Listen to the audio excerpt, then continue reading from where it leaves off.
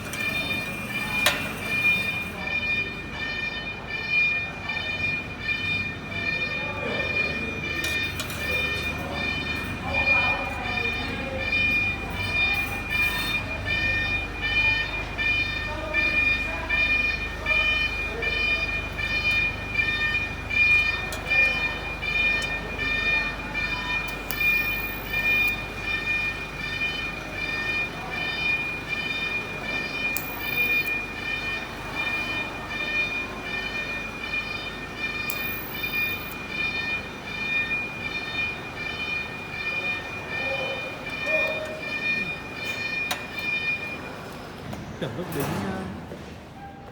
phải cho to điện lên. Em tiền to rồi nhưng mà tiền đấy nó không nhìn nữa.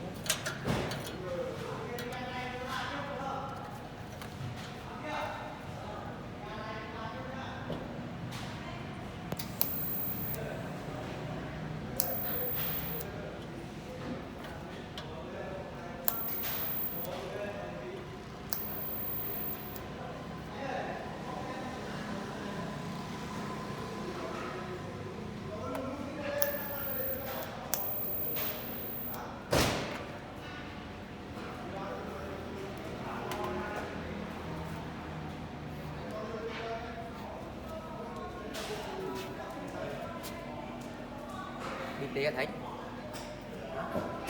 để bịt vào đây à? Băng dính được. Dính.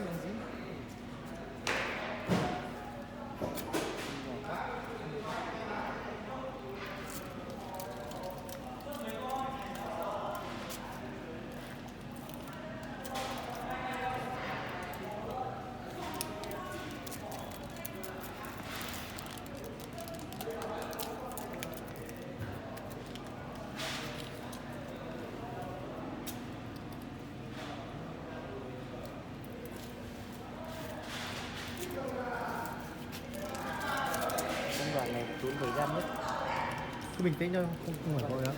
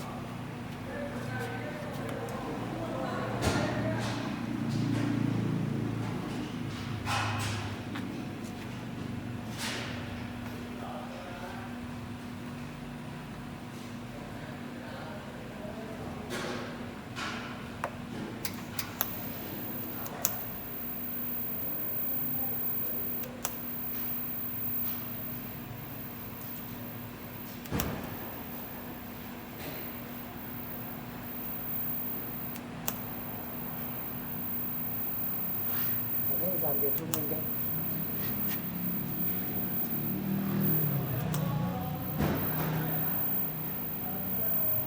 dàn nữa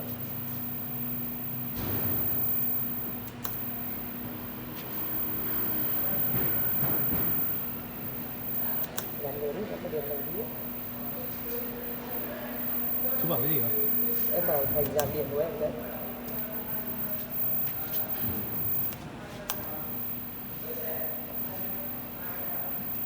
Còn một điện bao nhiêu mà bài viết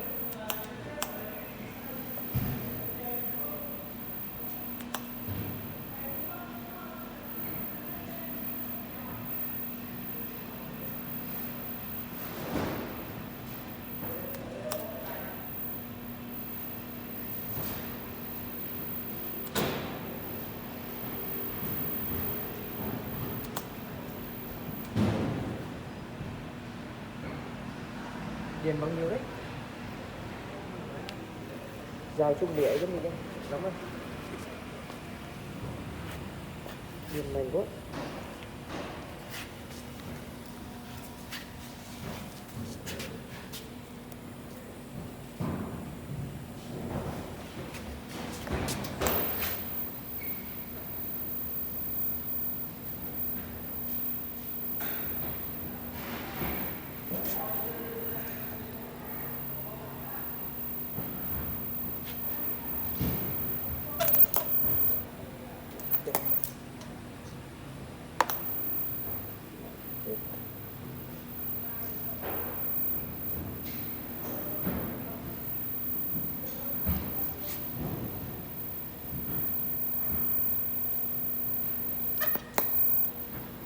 Tí nhau. nó có cái băng dán chưa sạch không không nó cái ông có cái băng dán này chưa sạch đấy chúng ta thì đi cái băng dán cái là tuyệt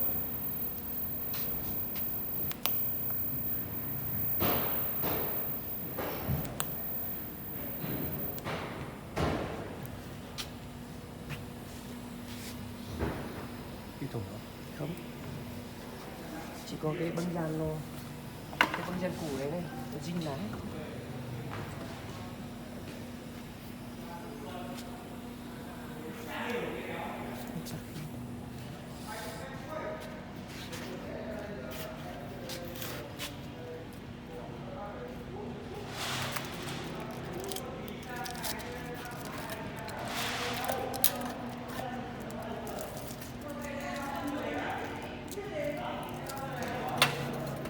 điện đi được nhìn lắm rồi tăng lên cho mình cái để pin ông về được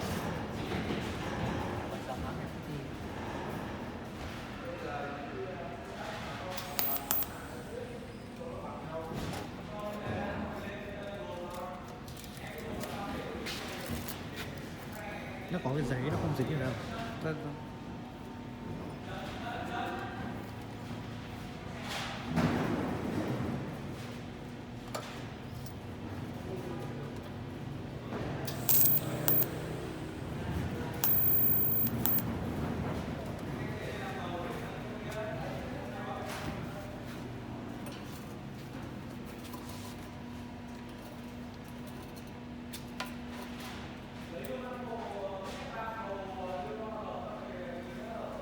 bạn xem cái ông của bạn ấy trên cái ông có chỗ mà có cái thước ní mà băng dán cũ ấy thì bạn ấy chủ cho sạch ấy công ty này lắp lên đo cái là trớn một cái này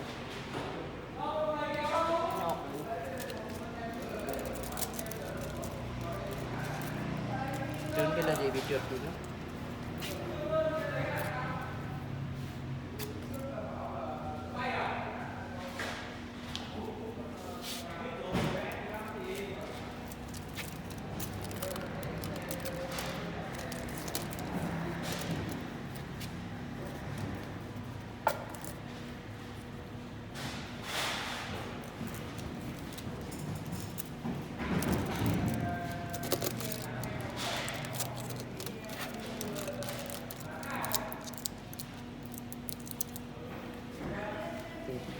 Hơi hở đấy. vâng vâng em chưa bấm lại dần một chút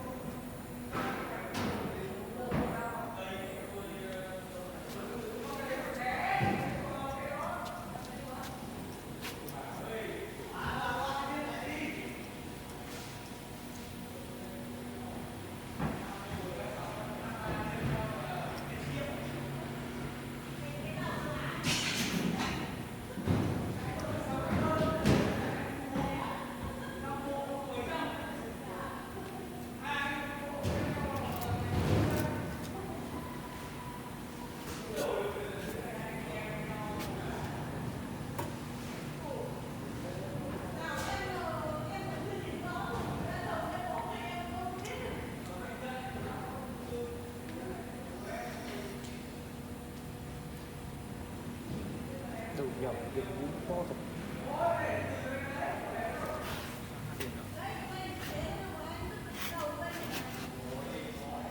để ý cái chỉ điền nó mình này, chỉ điền nó Alo. Siêu em chắc tầm 3 phút nữa, 3-4 phút nữa. Anh đến cho mình thì thật nhé.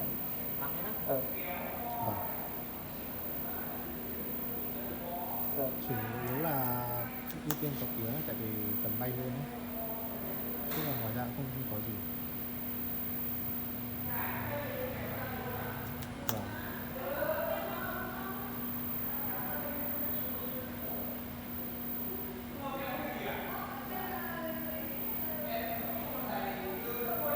Thì vẫn được thôi, nhưng mà có một bạn có tiếng rồi nên là khả năng bạn ấy đỗ cao.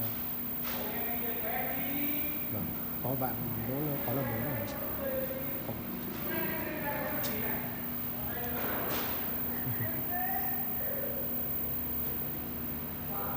Vâng. Anh cứ check đi, ok thì cũng vậy thôi. Tại vì nghiệp đoàn họ vẫn muốn thi ấy. Vâng, anh hiểu sao?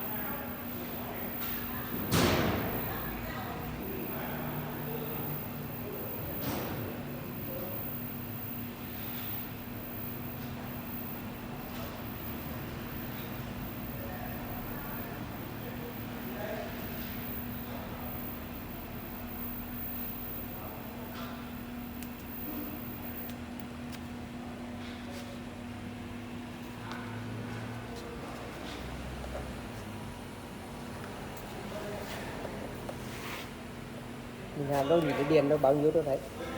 Điền mình hàn nó nhìn cái vạch bao nhiêu đó. Nhìn nó cây đồng hồ ấy, đừng nhìn nó cây đúng đúng không?